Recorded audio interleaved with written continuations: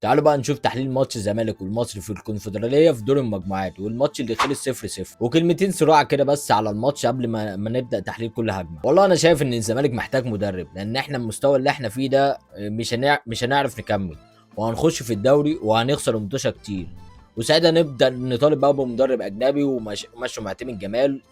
احنا ما عندناش حلول هجوميه.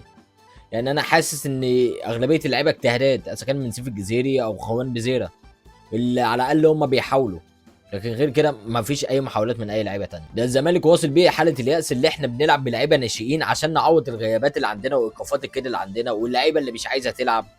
طبعا ما هو اللعيبه ما بتاخدش فلوس، ملهاش نفس تلعب، فاحنا بقينا بنلعب بلعيبه ناشئين. اللي هو الزمالك واصل لمرحله يأس ان احنا بنعوض الغيابات اللي عندنا بلعيبه ناشئين. ونيجي بقى للكور بتاعه الماتش. والله في اول الماتش كده ما ابتدى ايشو غلط غلطه كان هيلبسنا جون حرفيا، اللي هو الواد راح يشوط الكوره يعتبر على عواد، يقول عواد ان هو صاحي ومركز طلعها.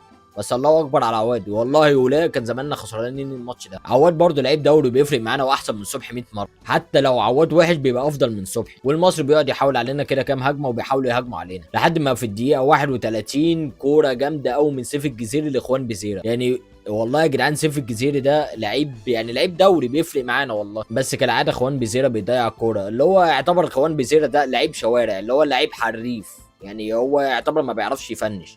هو لو بيعرف يفنش كان جه في الدوري المصري على رأي هيثم فاروق.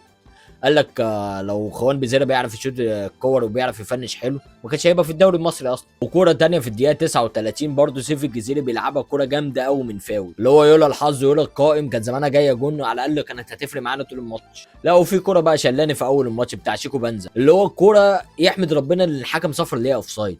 اللي هو يا عم انت بتعمل، انت بتشوط الكوره في نفسك. هي اصلا الكوره مش اوف سايد، المفروض الكوره دي كانت تكمل عادي، كنا على الاقل هنتشل منه اكتر. بس هو شيكو بنزا فرح يجري بس في الملعب، كل اللي عليه يجري. وجات له كوره تانية في الدقيقه 57 ولا مش عارف الدقيقه كام و50، برضه راح يعني الكوره لحقها، راح طلعها بره، راح شاطها لبره.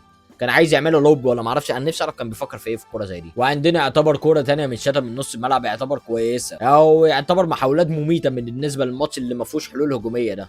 عشان كده انا عمال بطالب بمدرب اجنبي، لان الزمالك ما عندوش حلول هجوميه، عمالين اي لاعب يجتهد، اي لاعب يحاول يجتهد كده ويجيب جون يلا ربنا يوفقه، ويرجع المصري يحاول ضدنا ويروح علينا بهجمات، بس احنا برضو عواد بيتألق وهم بيضيعوا الكور التانية. اما بقى بالنسبه لضرب الجزاء اللي الاهلاويه سايطين بيها، انا نفسي اعرف هي ضرب الجزاء في ايه؟ هو اي حاجه عشان الزمالك يخسر وخلاص؟ يعني حتى والزمالك عنده ايقافات ولاعيبه مش موجوده وبنلعب بناشئين والاهلاويه عايزيننا نخسر، اللي هو اي حاجه شماتها فينا. هو طبيعي اللي احنا نخسر فعلا، بس هو الزمالك دايما عكس المنطق، عمالين بنقاوم وبنلعب كوره برضه. وكويس اهو الماتش خلص على كده، واحنا طبعا مش راضيين عن النتيجه، والماتش خلص تعادل وكل واحد اخد نقطه.